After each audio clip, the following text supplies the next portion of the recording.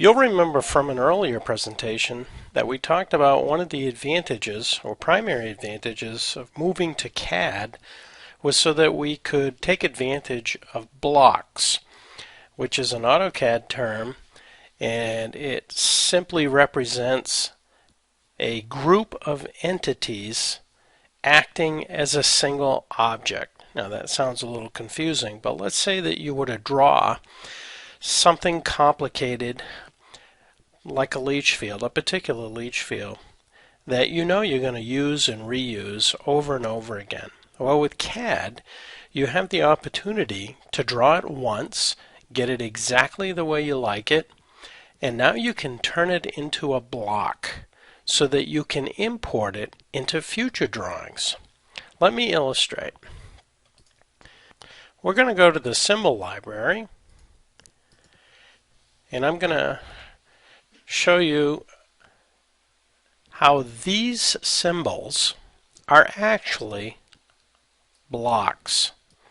Someone has taken the time to draw these up as individual drawings and then created blocks so that we could use them in a symbol library.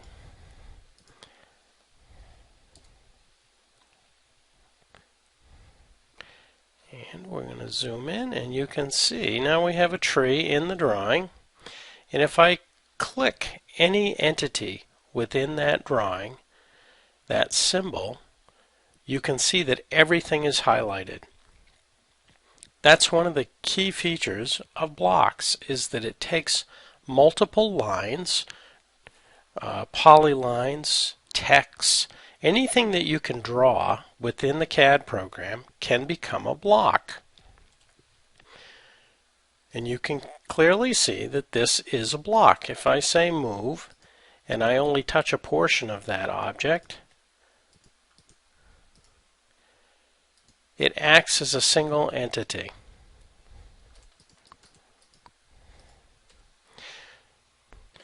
Let's now take a little more complicated example. We want to insert into this drawing a block that represents an Enviroseptic leach field. You find the Insert Block command under the Draw menu. Come down to Insert, and your dialog may look different than this one, but the options will all be there. If you've brought a block into your drawing already, the program is very friendly. It doesn't make you go get it again. It has now placed a copy of that block in its memory. So if you wanted to reinsert the same block, you don't have to navigate outside the drawing to get it. It's part of the drawing now, so you can bring it in over and over again. So if we wanted to insert that tree block again, all we'd have to do is use this drop down, find the block that we want to use again, and we'll just take all the defaults and say insert, and you'll notice at the command line it's giving us some options, which again is another very interesting feature of blocks. You can bring them in at a different scale in the X and the Y axis, and it wants right now the scale factor for the X axis this way, and I'm just going to say 1, which is the default, and the Y scale factor will default to whatever you told it when it asked you for the X scale. This time I'll put in 3 so that you can see what will happen. It asks for a rotation angle. I'm just going to take the default, and notice what it did. I told it to scale the Y axis 3 times that of the X axis. Now this can be very useful for approving authorities that require the profile of your fields to be at a different vertical scale to the horizontal scale. For the most part, that trend is phasing out.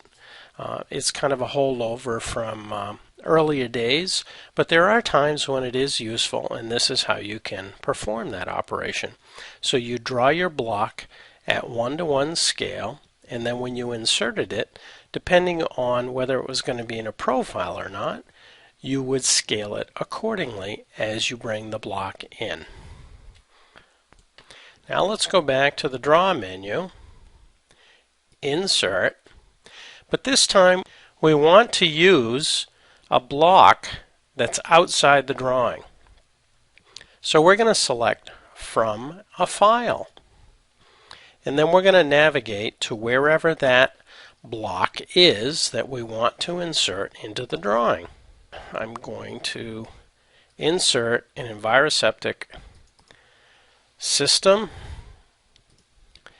and we'll take that, and you do get a preview of the block in the dialog.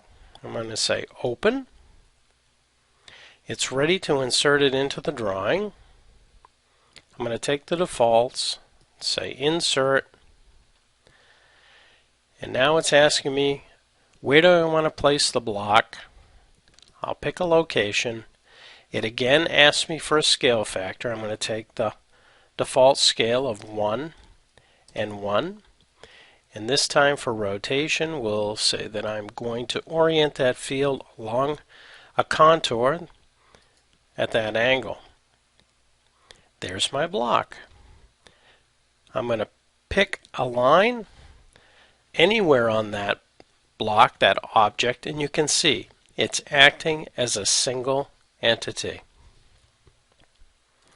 So this can save you a great deal of time when you want to draw something and reuse it in the future.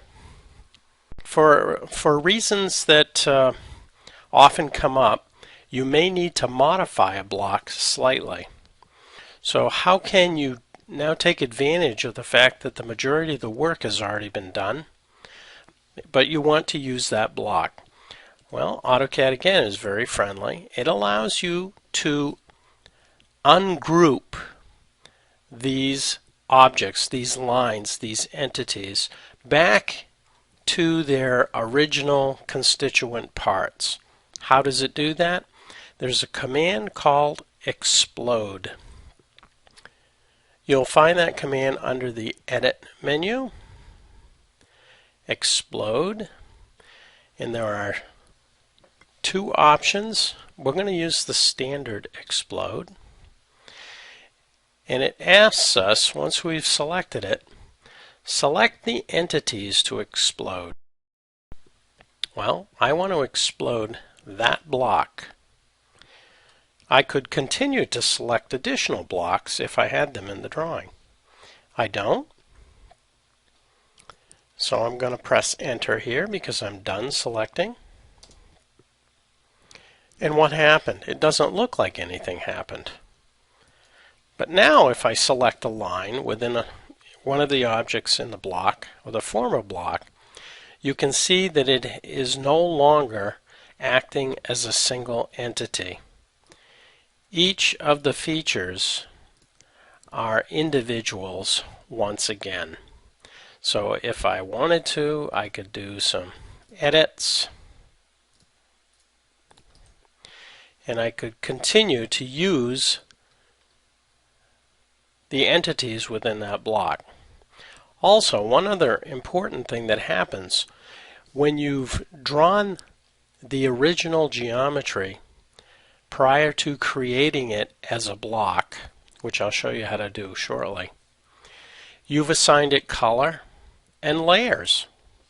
Well, when you explode a block, all of this geometry will now go to the layer on which you originally created it. So layers are going to show up that weren't previously there if they were included inside a block. Now, what if we want to do exactly the opposite? We have something that we want to use as a future block. How do we do that?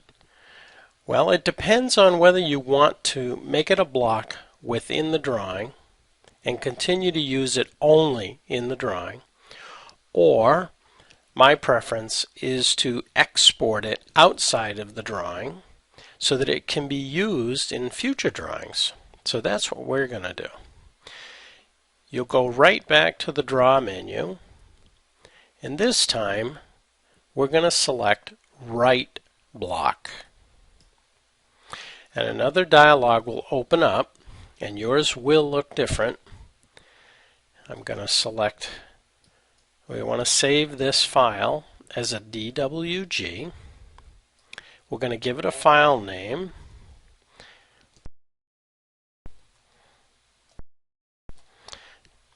Something that's meaningful to you. And then pick the directory where you want to save the block, and then say Save. Now we come down to the command prompt, and we answer the questions that it's asking. So we're going to pick an insertion point for the block first. When we bring this block back into the drawing, where do we want the cursor to be attached? I'm going to say right there in the middle of that first row. Now it's saying select the entities for this block.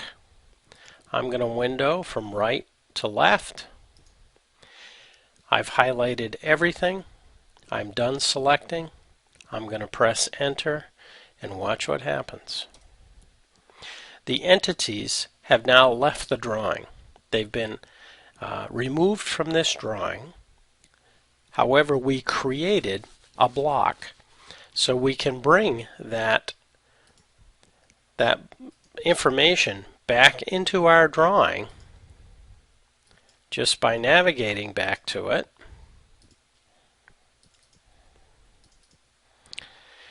And there it is, temp block. Say open, insert. Now notice where my cursor is. It's attached to that insertion point that we defined when we created the block. Pick a point. It's again asking me for scale factor. Take the defaults. And the rotation angle for the block, if I just hit enter here, it will maintain the angle that I established when I drew the block. And there it is. If I select any entity within that block, you can see it's acting as a single entity. And that is definitely the power of blocks.